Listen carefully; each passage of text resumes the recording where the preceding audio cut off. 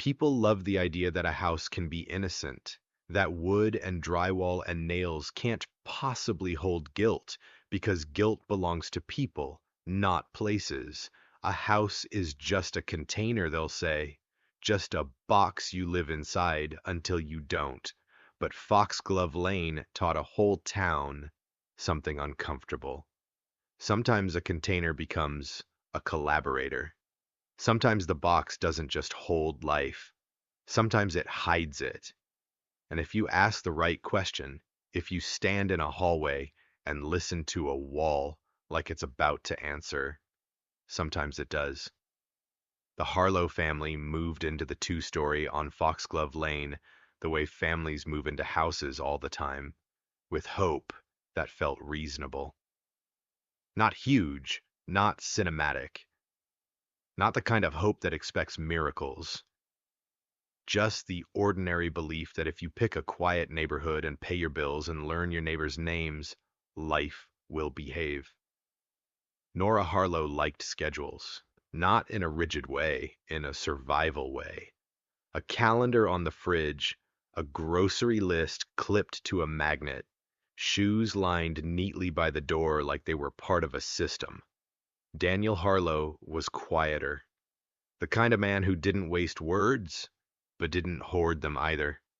When he spoke, it was usually to solve something: a squeaky hinge, a leaky faucet, a kid's question about why the moon didn't fall. And Evan, small, bright, polite, had the kind of energy that didn't explode into chaos, it just filled spaces. He brought his toys onto the porch. He rolled a soccer ball across the driveway. He made chalk drawings on the sidewalk that looked like tiny maps of happiness.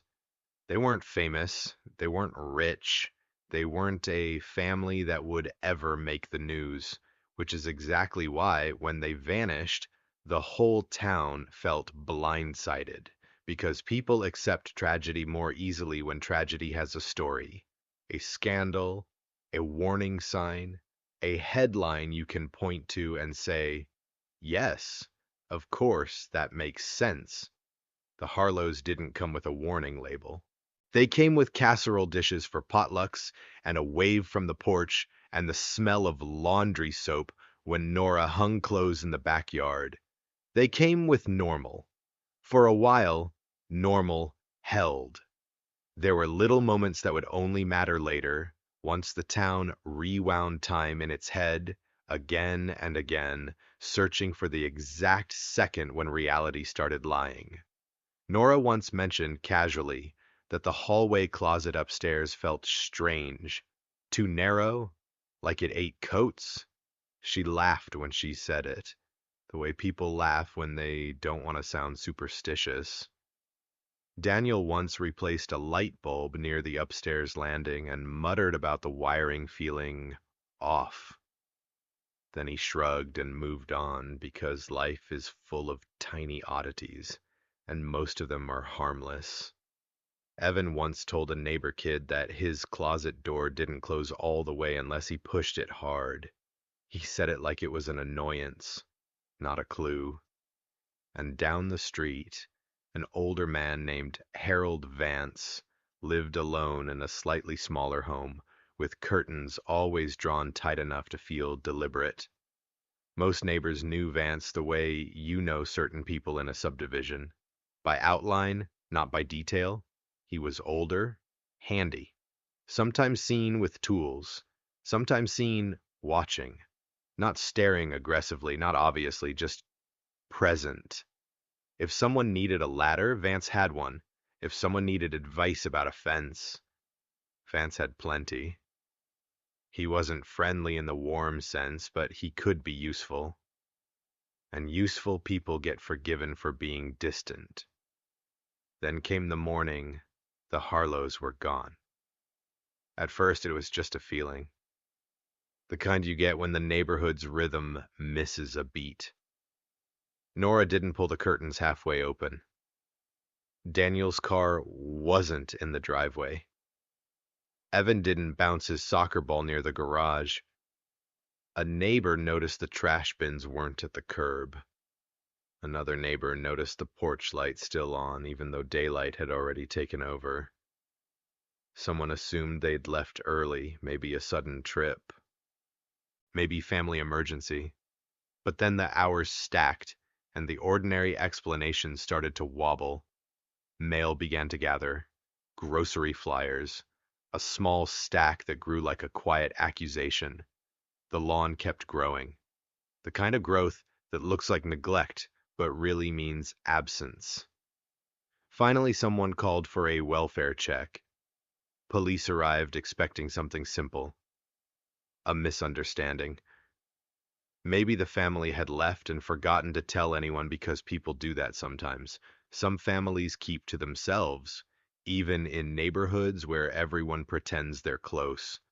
The front door was locked, not damaged, not forced.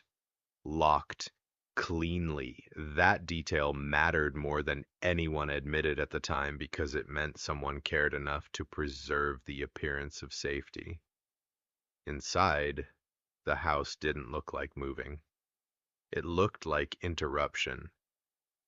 There were dishes in the sink that hadn't been scrubbed, the kind of dishes you leave when you tell yourself you'll do them later.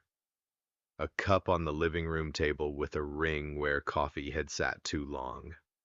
A jacket thrown over a chair.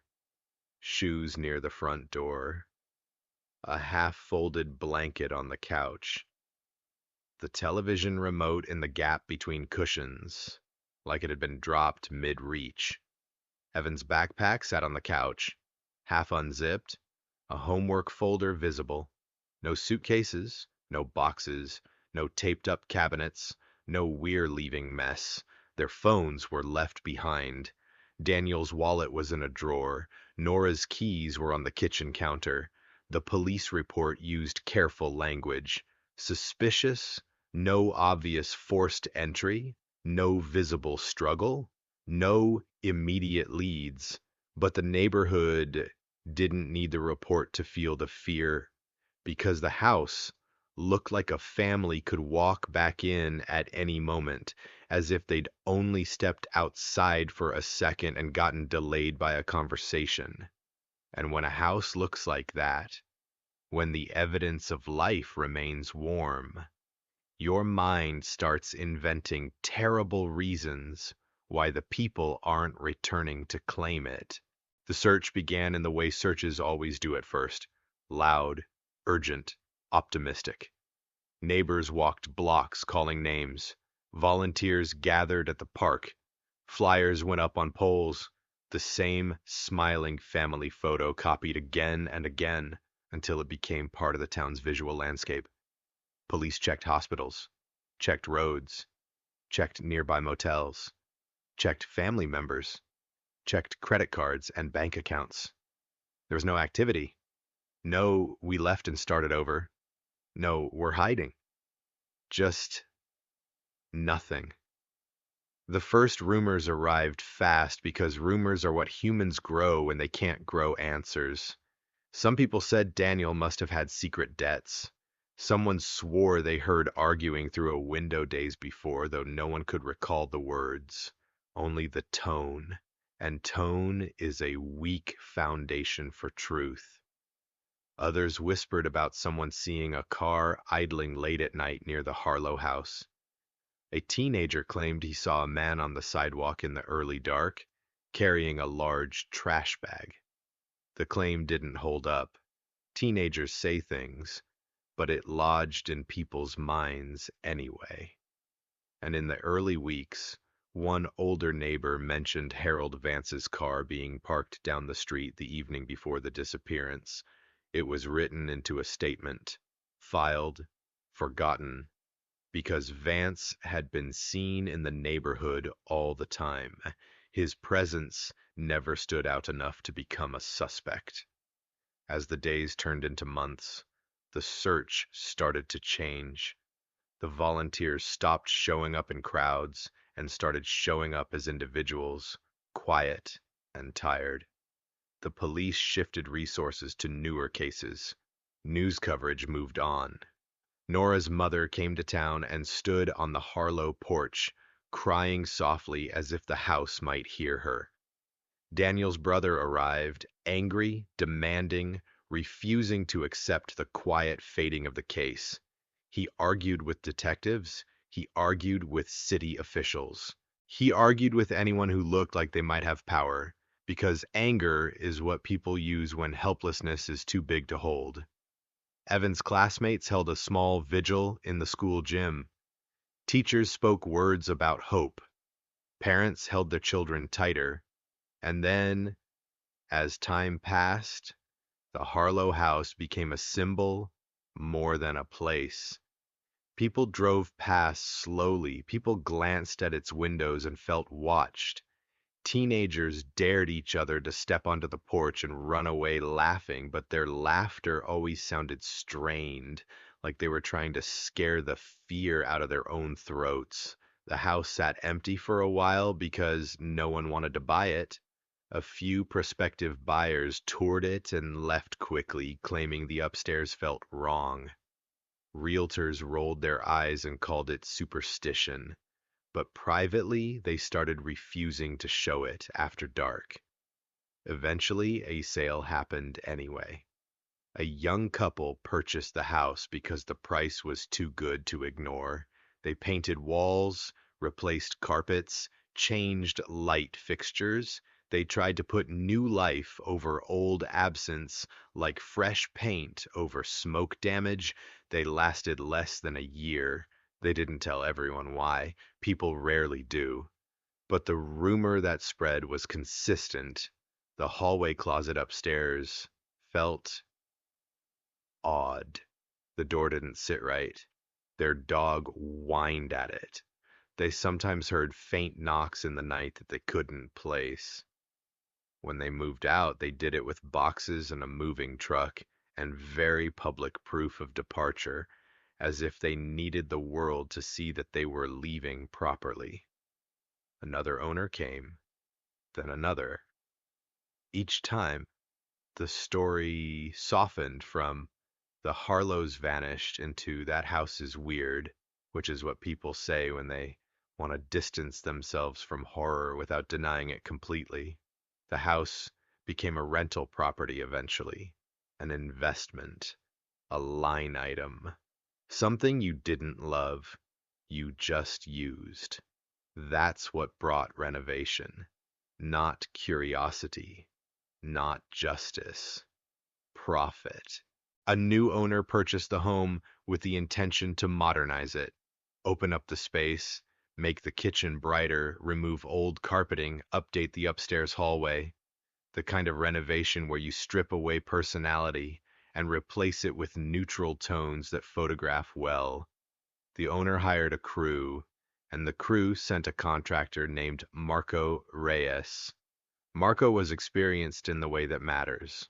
Not flashy, not arrogant.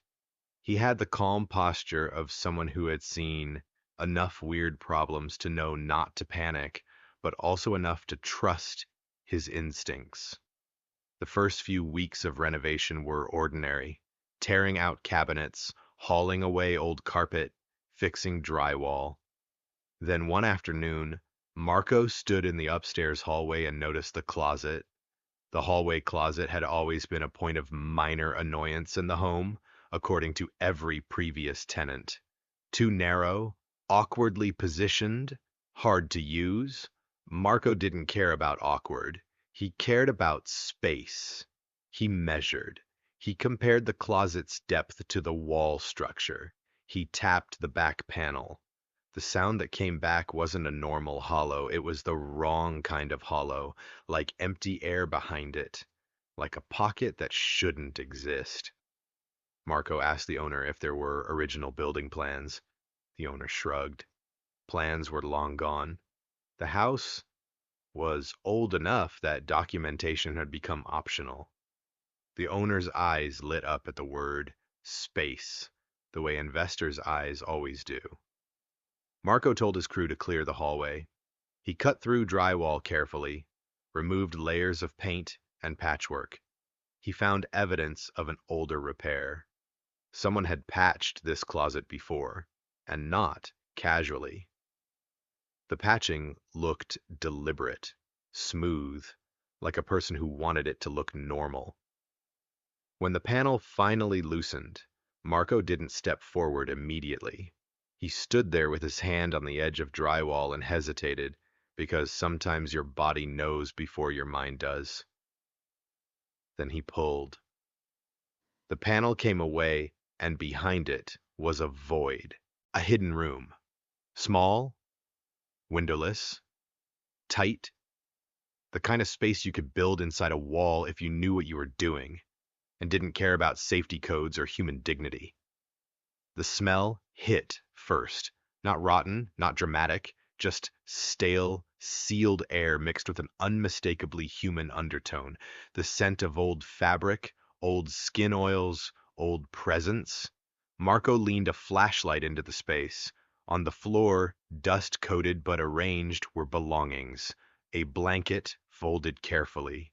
A child's sneaker placed beside another, toes aligned, a stack of notebooks tied with string, a metal box with a combination lock tucked in the corner, a cheap plastic cup, a small pile of wrappers that had long ago lost their color.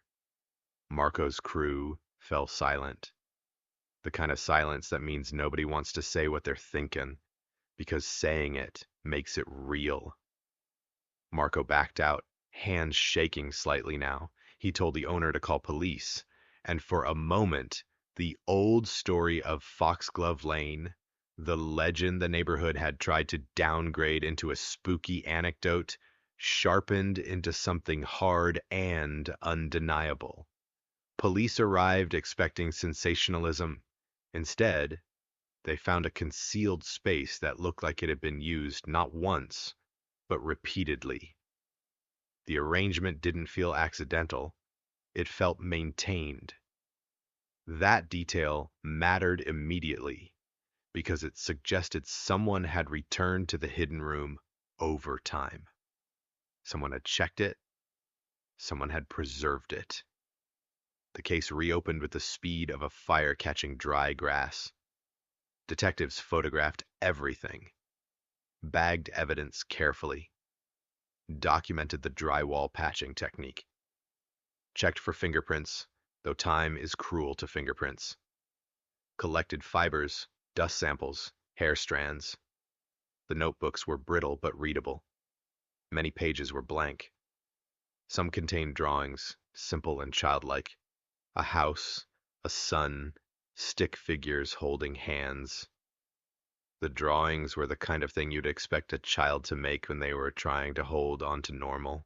But then scattered among the drawings were words, not full sentences at first, just practice, letters, names, then phrases, and on one page, in a shaky child's hand, a line that turned the investigation from mystery into horror. We have to stay quiet. Another page, he said we can't go out. Another mom cried, but she didn't make sound. Police did not announce those lines to the public immediately. They didn't want hysteria. They didn't want contaminated memories.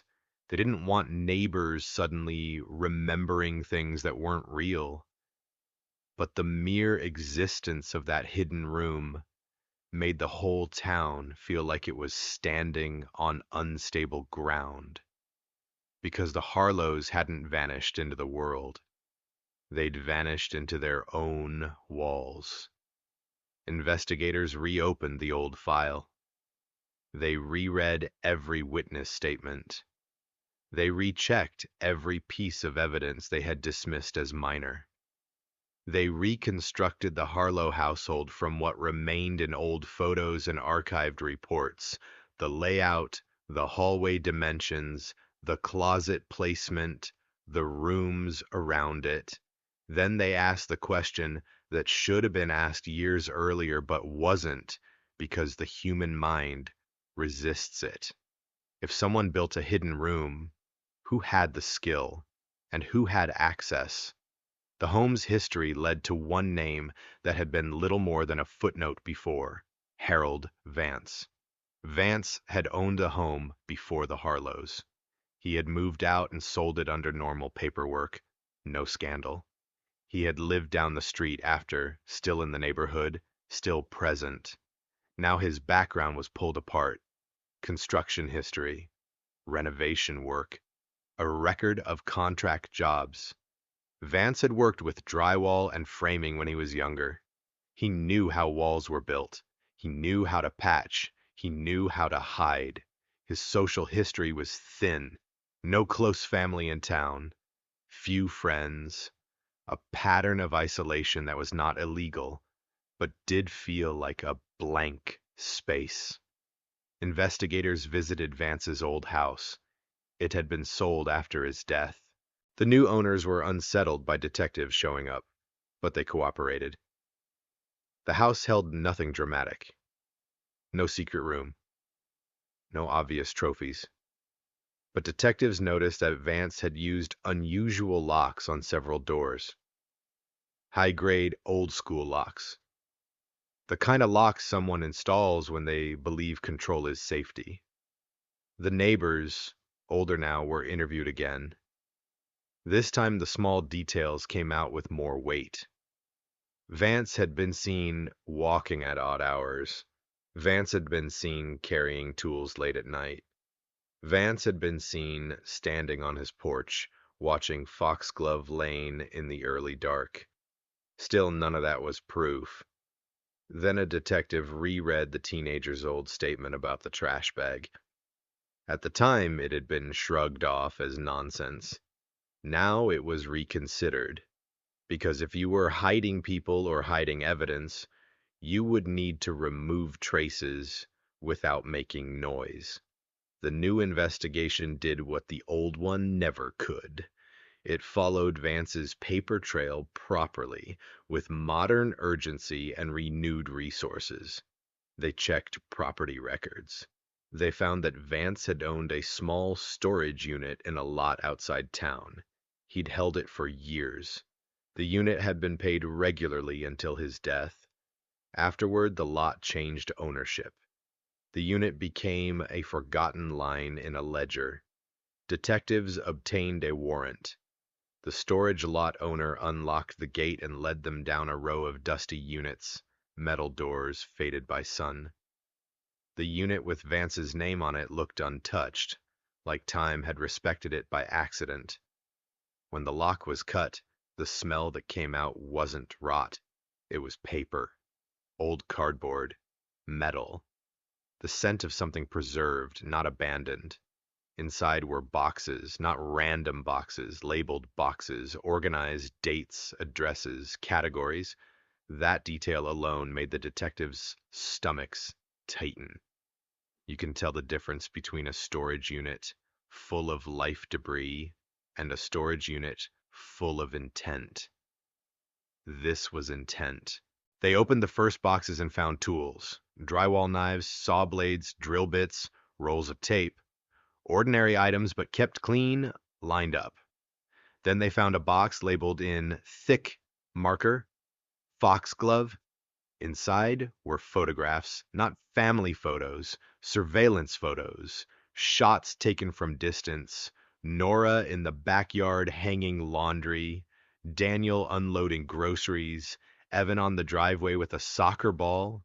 The images looked like they were taken from behind something, bushes, fence slats, the edge of a parked car window.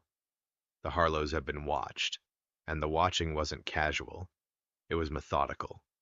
Another box contained a neighborhood map, folded and worn. Certain houses were circled. Notes were written in margins. Routines, times, the name of a dog, the times a porch light turned on. It was the kind of documentation that turns ordinary people into targets.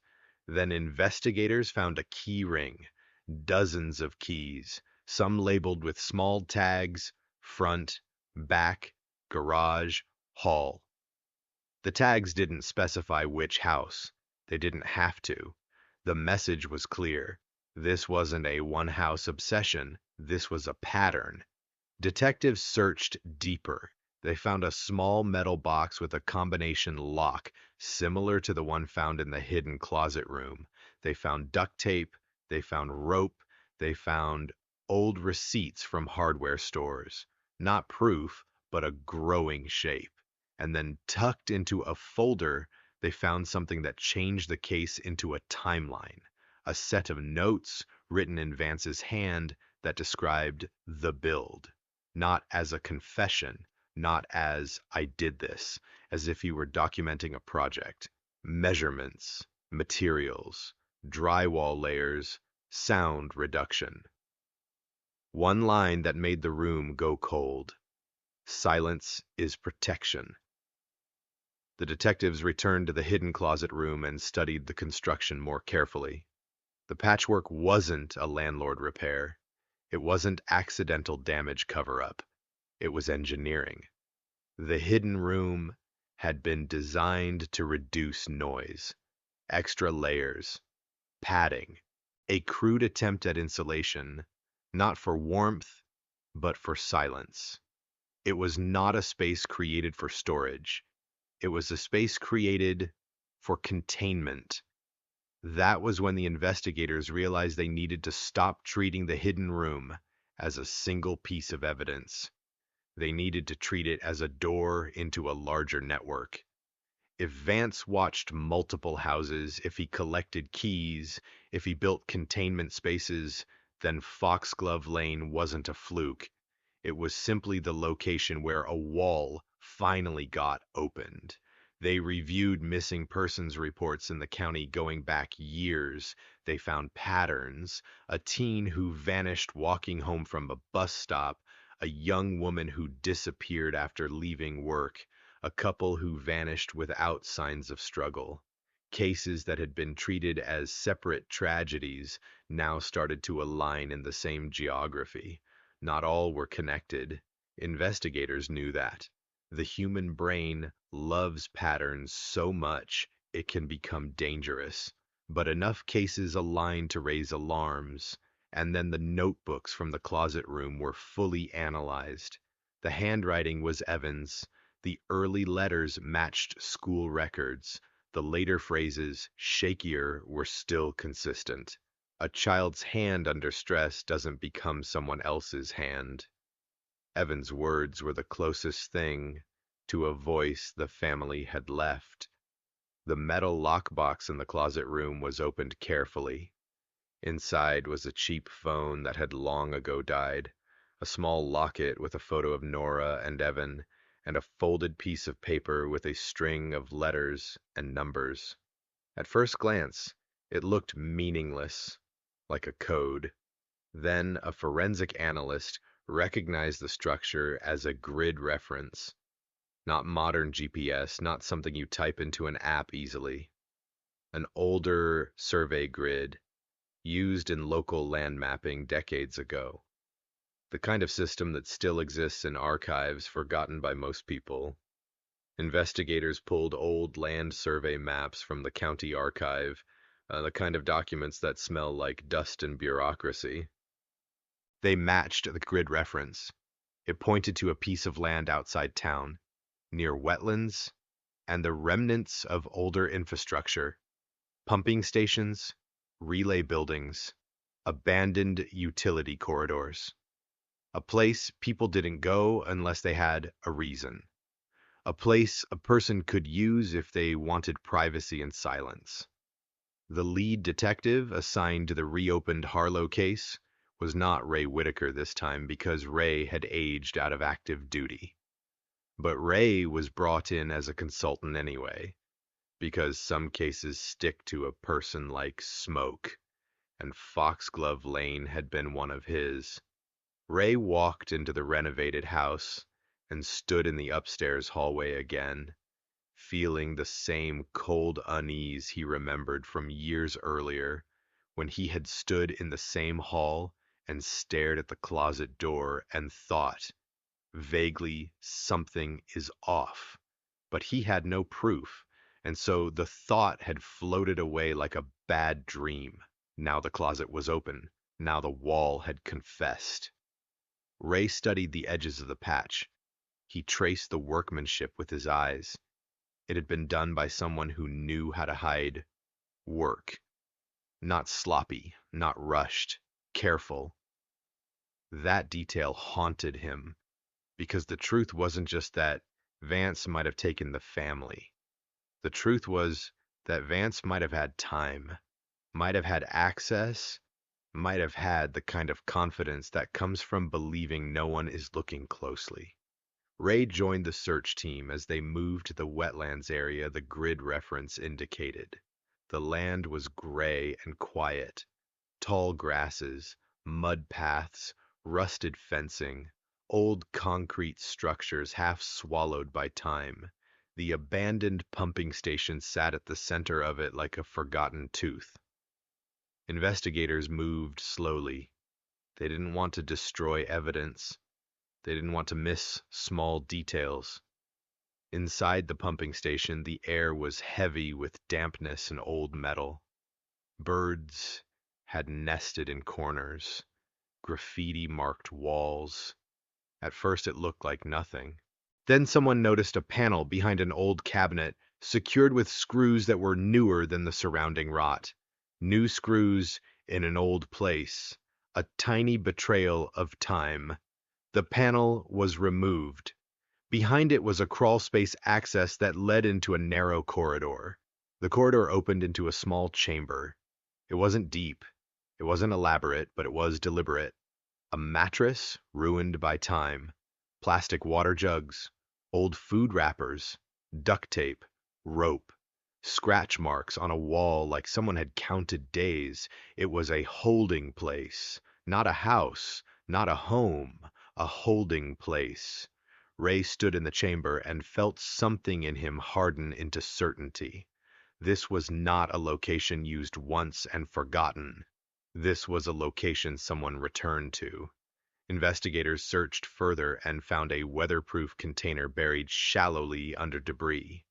Inside were letters, not mailed letters, not stamped, not folded into envelopes for delivery. Letters written by Nora. Her handwriting, compared to old school forms and documents, matched. The letters were careful, controlled, written by someone trying to think clearly inside terror. Nora described being forced to stay quiet. She described the hidden room in the closet. She described fear of making noise.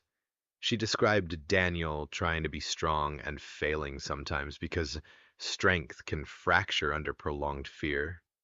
She described Evan trying to be brave, writing in his notebooks, drawing to keep his mind from collapsing into panic. She described Vance without romanticizing him, not as a monster in a mask, as something worse. A normal-looking man with tools and keys and a belief that he could own a family if he could control their silence. The letters also contained a detail investigators hadn't expected. Vance wasn't always alone. Nora wrote about hearing another person once. Footsteps. A voice. Not in the room with them, but somewhere nearby. A conversation cut short when Vance realized they could hear. That detail widened the case again. Because if Vance had help, or even if he only had a single confidant, then the truth could involve someone still alive, still walking around, still smiling at neighbors in grocery stores. Investigators became more cautious. They widened the suspect pool. They checked Vance's old contacts, his work history, any contractors he might have partnered with. They found surprisingly little, which was its own kind of signal. People who live quietly don't leave much. But they did find that Vance had done occasional handyman work for landlords, including work in the Harlow neighborhood. He had access to houses. He had keys sometimes. He had a reason to be near people's doors. The investigation continued to unravel slowly because the past does not give up its secrets quickly. Ground-penetrating radar was brought to the pumping station area to search for disturbed soil. Cadaver dogs were brought in. The dogs alerted near a cluster of trees not far from the station. Investigators dug carefully. They found remains, not described in gruesome detail, not sensationalized, just the reality that the Harlows did not leave that place alive. Evan first, then Nora, then Daniel. It was the kind of moment that pulls the air out of a group of people all at once. Officers who had seen death before still went pale because this wasn't a typical crime scene. This was time itself giving back a story it had been forced to swallow. The town reacted in waves. The first wave was shock, loud, fast, public. The second wave was grief, quiet, slow, personal. The third wave was something heavier, shame. People began replaying their own memories, looking for the moment they could have acted. They remembered the curtains closed. They remembered the porch light left on. They remembered the mail piling up. They remembered driving past and feeling uneasy. And they remembered doing nothing because people want to believe the world is safe until the world proves it isn't. Ray attended the small press conference where the police announced the discovery.